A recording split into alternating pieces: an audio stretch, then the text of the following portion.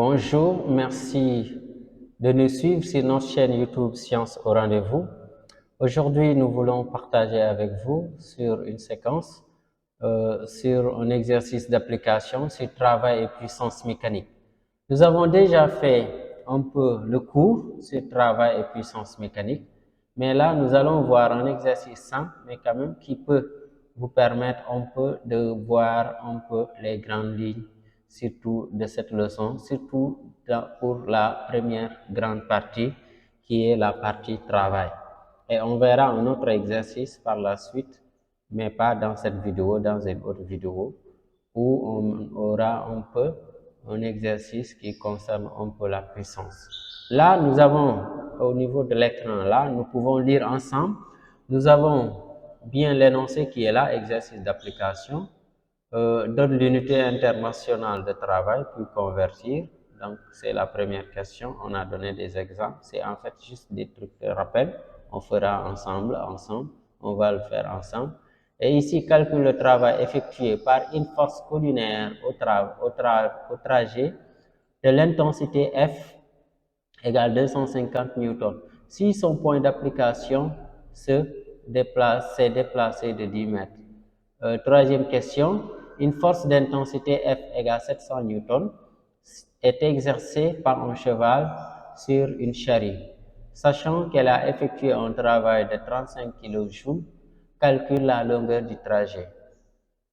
Ok, la dernière question. Lorsque le point d'application d'une force se déplace de 20 mètres sur sa direction, le travail effectué est alors F, disons travail de F', là, égal à 20 10 puissance 5 joules. Quelle est l'intensité de cette force? Bon, ici, regardez bien, c'est mal écrit, c'est comme on a écrit 105, mais c'est plutôt 20 10 puissance 5. Ok, donc c'est bien ça. Maintenant, allons-y ensemble pour résoudre ça.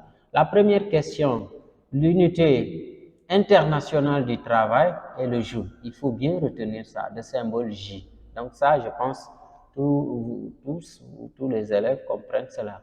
Ok, ici, nous avons quelques conversions. La première conversion, nous avons 3500 joules. On nous demande de convertir ça en kilojoules. Donc, ça donne 3,5 kilojoules. Et là, ce qu'il faut comprendre,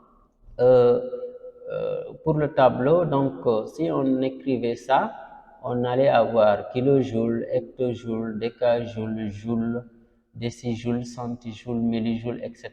On peut aller même jusqu'à microjoules, ça veut dire 10 puissance moins 3. On peut aller aussi jusqu'à mégajoules, ça veut dire 10 puissance un peu 6. Et gigajoules, pourquoi pas, 10 puissance 9. Ok?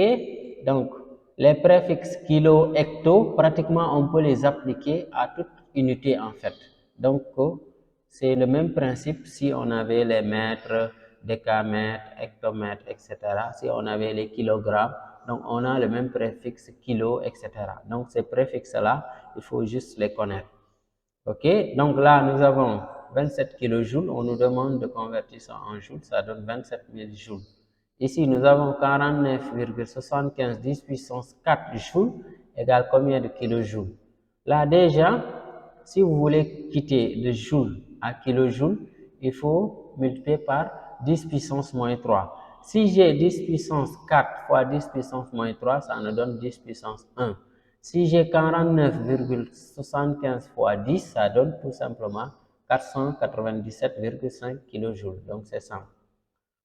Ici, nous avons 0,85 kJ égale combien de joules? Donc là, après kilojoule, le 0 est dans kilojoule, décajoule, le 8, pas décajoule, décijoule, centijoule, non, ok, kilojoule, hectojoule, ici au niveau du 5 décajoule, et on ajoute un 0 pour avoir joule, finalement ça donne 850. Donc c'est ça. Donc là, je pense que c'est très simple. Ok, c'est juste, c'était un rappel qu'il faut aussi connaître nécessairement. Ici, nous avons l'énoncé que nous avons là tout le temps pour ne pas se perdre. Et la deuxième question, on nous demandait tout simplement le travail de la force F. Ben, ici, on peut dire que les questions sont indépendantes, mais retenez un peu ici quels sont les les données que nous avons. Ici, on a donné F égale 250 newtons, on a donné L 10 mètres. Donc là, l'expression littérale du travail de F, c'est F fois L, ça on connaît. Donc c'est l'intensité de la force fois tout simplement la longueur du déplacement. Et là, on fait application numérique. L'intensité ici, c'est 250. La longueur ici, c'est 10. Donc, on a 250 fois 10, ça donne 2500. OK? Donc, ça, c'est ça. On passe à la troisième question. La troisième question, là, on nous demande de calculer la longueur du trajet. OK? Donc, là, la formule qu'on peut avoir, la longueur, L, c'est W de F sur F. F comme intensité. Là, ici, nous avions W, on nous avait donné 35 kJ. On convertit ça en joules, ça donne 35 000 joules.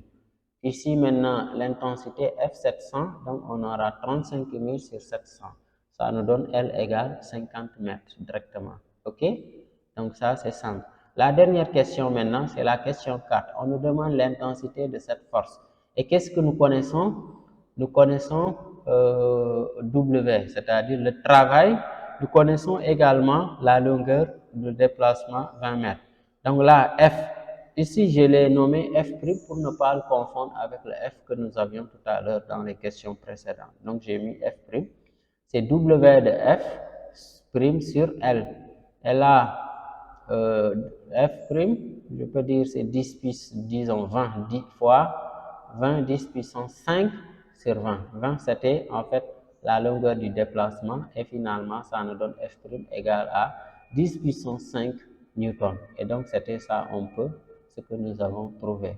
Et merci de nous avoir suivis et nous vous invitons de liker la vidéo, de la partager et surtout de vous abonner si ce n'est pas encore fait. Merci.